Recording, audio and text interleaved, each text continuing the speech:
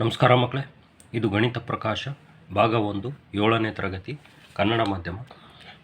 ಅಧ್ಯಾಯ 1 ನಮ್ಮ ಸುತ್ತಲಿನ ದೊಡ್ಡ ಸಂಖ್ಯೆಗಳು. ಈ ಪಾಠದಲ್ಲಿ ಇದನ್ನು ನಾವು ಪುಟ ಸಂಖ್ಯೆ 12 ಮತ್ತು ಪುಟ ಸಂಖ್ಯೆ 13 ಇದರಲ್ಲಿರ್ತಕ್ಕಂಥ ನಗರಗಳ ಜನಸಂಖ್ಯೆ ಎನ್ನುವ ಒಂದು ಶೀರ್ಷಿಕೆ ಅಡಿಯಲ್ಲಿ ಇರ್ತಕ್ಕಂಥ ಲೆಕ್ಕವನ್ನು ನೋಡೋಣ. ಈಗ ಮುಂಬೈ ನಗರದ ಜನಸಂಖ್ಯೆ 2011ರಲ್ಲಿ 1,24,42,373 ಇದೆ.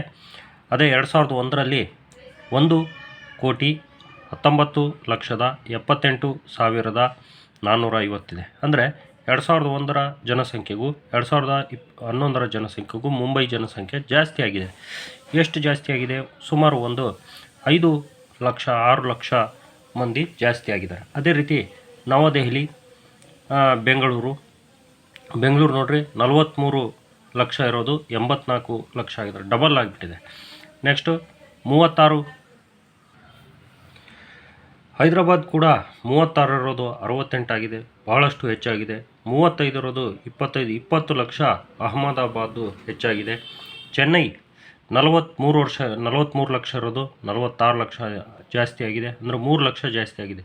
ಕೋಲ್ಕತ್ತಾ 45 ಲಕ್ಷ ಇರೋದು 44 ಲಕ್ಷ ಆಗಿದೆ, ಅಂದರೆ ಕಡಿಮೆ ಆಗಿದೆ ಕೋಲ್ಕತ್ತಾದಲ್ಲಿ. ನೆಕ್ಸ್ಟ್ ಸೂರತ್ನಲ್ಲಿ 24 ಲಕ್ಷ ಇರೋದು 44 ಲಕ್ಷ ಇದೆ, ಆಲ್ಮೋಸ್ಟ್ ಡಬಲ್ ಆಗಿದೆ.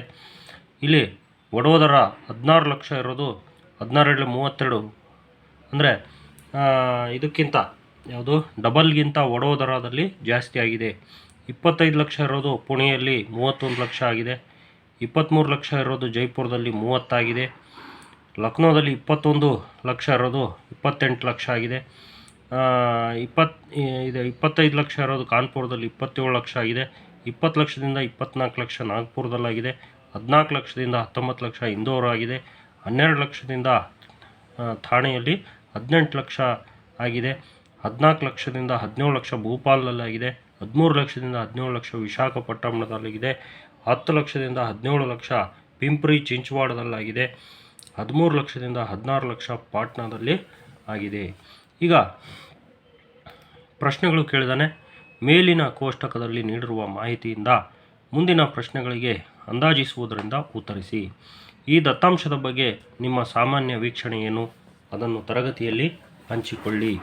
ಇದಕ್ಕೇನು ಉತ್ತರ ಅಂದರೆ, ಬಹುತೇಕ ನಗರಗಳ ಜನಸಂಖ್ಯೆ 2001ರಿಂದ 2011ಕ್ಕೆ ಹೆಚ್ಚಳವಾಗಿದೆ. ಕೆಲವು ಕಡಿಮೆ ಹೆಚ್ಚಳ ಕಂಡರೆ ಕೆಲವು ಜಾಸ್ತಿ ಹೆಚ್ಚಳ ಕಂಡಿವೆ. ಸರಿನಾ? ಕೋಲ್ಕತ್ತಾದಲ್ಲಿ ಜನಸಂಖ್ಯೆ ಕಡಿಮೆಯಾಗಿದೆ. ಎರಡನೇ ಪ್ರಶ್ನೆ, ಮೇಲಿನ ಕೋಷ್ಟಕಕ್ಕೆ ಸೂಕ್ತವಾದ ಶೀರ್ಷಿಕೆ ಏನು? ಅಂದರೆ ಹೆಸರೇನು ನೀಡ್ತೀರಾ ಅಂತ.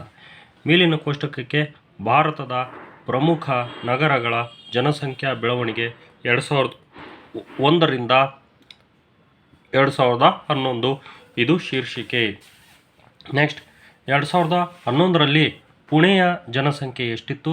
2001ಕ್ಕೆ ಹೋಲಿಸಿದರೆ ಅಂದಾಜು ಜನಸಂಖ್ಯೆ ಎಷ್ಟು ಹೆಚ್ಚಾಗಿದೆ? 2011ರಲ್ಲಿ ಪುಣೆಯ ಜನಸಂಖ್ಯೆ 31,15,431 ಇದೆ. ಅಂದಾಜು ಇದನ್ನು ಅಂದಾಜು ಮಾಡಿದರೆ ಅಂದರೆ 10,000 ಸ್ಥಾನಕ್ಕೆ ಅಂದಾಜು ಮಾಡೋಣ. ಇಲ್ಲಿ ಮುಂದ್ಗಡೆ 5 ಇದೆ, ಹಾಗಾಗಿ ಇದು 20,000ಕ್ಕೆ ಅಂದಾಜಾಗುತ್ತೆ. 31,20,000. 2001ರ ಜನಸಂಖ್ಯೆ ಇರೋದು 25,38,000. ಇಲ್ಲಿ 10,000ದ ಸ್ಥಾನಕ್ಕೆ ನಾವು ಅಂದಾಜು ಮಾಡಿದರೆ 38 ಇದೆ, ಅಂದರೆ 40,000ಕ್ಕೆ ಅಂದಾಜು ಮಾಡ್ಬೋದು. 25,40,000 ಅಂದಾಜು ಹೆಚ್ಚಳ. ಇದರಲ್ಲಿ ನಾವೇನು ಅಂದಾಜು ಮಾಡಿದ್ದೀವಿ ಆ ಬೆಲೆಗಳಲ್ಲಿ ನಾವು ಕಳೆಯೋಣ. 5,80,000 ಹೆಚ್ಚಳವಾಗಿದೆ ಪುಣೆಯಲ್ಲಿ. 2001 ಮತ್ತು 2011ರ ನಡುವೆ ಯಾವ ನಗರದ ಜನಸಂಖ್ಯೆ ಹೆಚ್ಚು ಏರಿಕೆಯಾಯಿತು? ಈಗ 2001 ಮತ್ತು 2011ರ ನಡುವೆ ಯಾವ ನಗರದ ಅಂದರೆ ಬೆಂಗಳೂರು ಮತ್ತು ವಡೋದರ ಬಹಳಷ್ಟು ಜಾಸ್ತಿ ಆಗಿದೆ, ಅಂದರೆ ಡಬಲ್ಗಿಂತ ಹೆಚ್ಚಾಗಿದೆ. ಹೆಚ್ಚಿಗೆ ಆಗಿರೋದು ಇವೆರಡು ನಗರಗಳಲ್ಲಿ. ನೀವು ಯಾವುದಾದ್ರೂ ಒಂದು ನಗರ ಬರೀಬಹುದು. ನೆಕ್ಸ್ಟ್, ಜನಸಂಖ್ಯೆ ಬಹುತೇಕ ದ್ವಿಗುಣಗೊಂಡಿರುವ ಯಾವುದಾದ್ರೂ ನಗರಗಳು ಇವೆಯೇ? ಅವು ಯಾವುವು? ಹೌದು, ಜನಸಂಖ್ಯೆ ದ್ವಿಗುಣಗೊಂಡಿರುವ ನಗರಗಳಿದ್ದಾವೆ. ಯಾವ್ಯಾವು? ಬೆಂಗಳೂರು, ಹೈದರಾಬಾದು, ಸೂರತ್, ವಡೋದರ, ಪಿಂಪ್ರಿ ಚಿಂಚವಾಡ ಈ ನಗರಗಳಲ್ಲಿ ದ್ವಿಗುಣವಾಗಿದೆ. ಏನು ಜನಸಂಖ್ಯೆ ದ್ವಿಗುಣವಾಗಿದೆ. ನೆಕ್ಸ್ಟ್, ಪಾಟ್ನಾದ ಜನಸಂಖ್ಯೆಯನ್ನು ಯಾವ ಸಂಖ್ಯೆಯಿಂದ ಗುಣಿಸಿ ಮುಂಬೈ ನಗರಕ್ಕೆ ಸಮೀಪವಾದ ಸಂಖ್ಯೆ ಅಥವಾ ಜನಸಂಖ್ಯೆಯನ್ನು ಪಡೆಯಬಹುದು? ಪಾಟ್ನಾ ನಗರದಲ್ಲಿ 16 ಲಕ್ಷ ಜನಸಂಖ್ಯೆ ಇದೆ. ಮುಂಬೈಯಲ್ಲಿ 1,24,00,000 ಜನಸಂಖ್ಯೆ ಇದೆ. ನಾವು 16 × 7 ಮಾಡಿದರೆ 16 7 112 ಆಗುತ್ತೆ. 16 × 8 ಮಾಡಿದರೆ 16 8 128 ಆಗುತ್ತೆ. ನಮಗೆ ಬೇಕಾಗಿರೋದು 124.